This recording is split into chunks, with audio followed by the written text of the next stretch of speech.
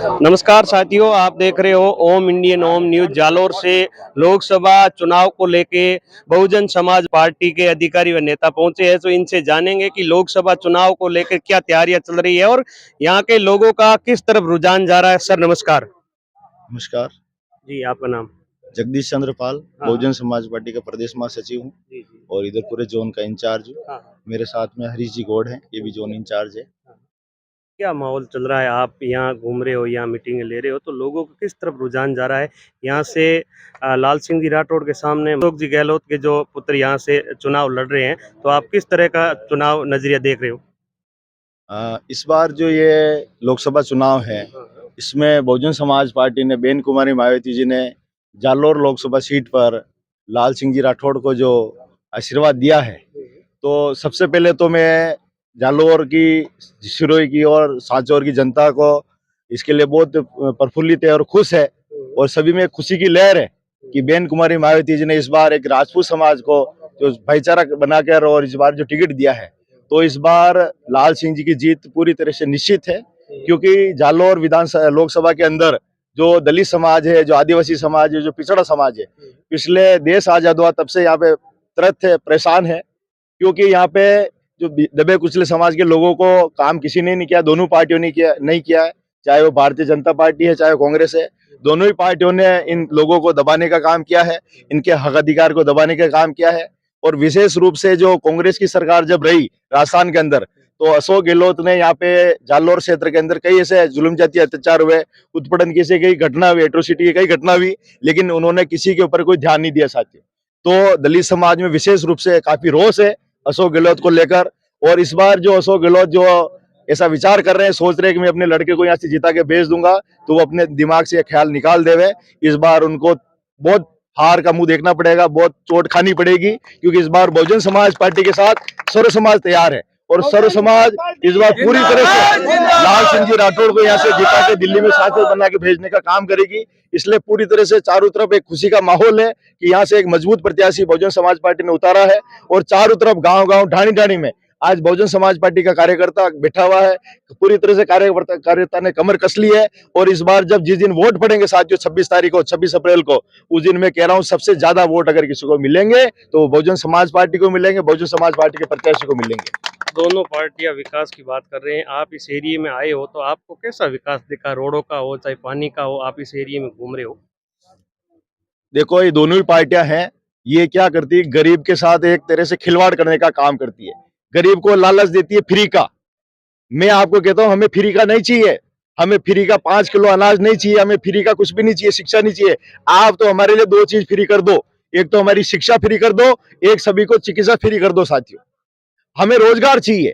आज हमारे गांव के अंदर हमारा पढ़ा लिखा युवा बेरोजगार बैठा हुआ है, उसको रोजगार देने की बात दोनों पार्टियां नहीं करती है। कितने लंबे समय से दोनों ही सरकारों ने, चाहे वो भारतीय जनता पार्टी की रही हो चाहे कांग्रेस की रही हो, दोनों ने रोजगार के मामले में शून्य का काम किया है। किसी ने कोई सरकारी वैकेंसी नहीं निकाली है। आज गांव गांव ढाणी ढाणी में हमारा बेरोजगार युवा बैठा हुआ है। पढ़ा लिखा युवा के पास किसी प्रकार का रोजगार नहीं है, किसी प्रकार का उद्योग धंधा नहीं है। मैं आप लोगों को विश्वास दिलाता हूं, इस बार अगर बहुजन समाज पार्टी का प्रत्याशी यहाँ जालोर से जीतता है, तो सबसे पहले यहाँ रोजगार सृजन के काम करेगा।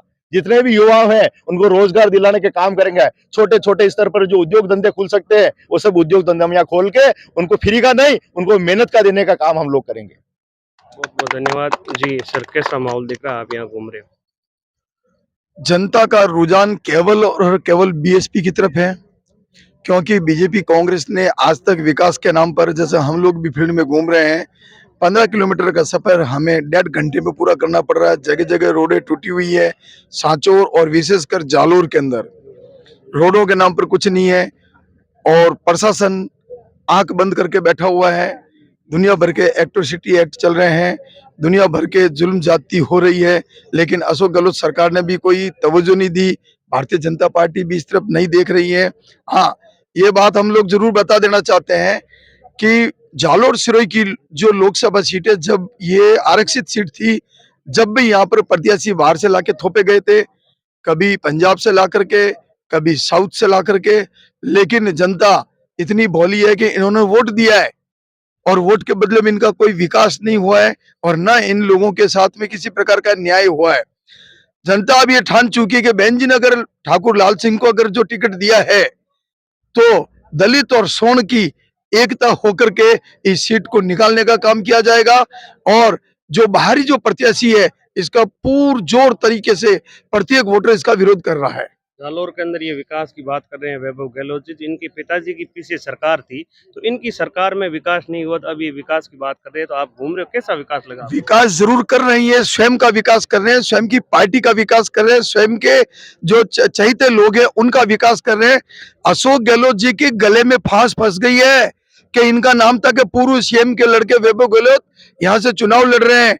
आज ही वो करोटी के अंदर घूम रहे हैं, घर घर घूमना पड़ रहा है, एक एक लोगों के हाथाजोड़ी कर रहे हैं कि कैसे भी करके इज्जत खराब हो जाएगी हमारी, मेरे बेटे को जितवा लो, हाथ जोड़ते फिर रहे मेरे बेटे को जितवा लो।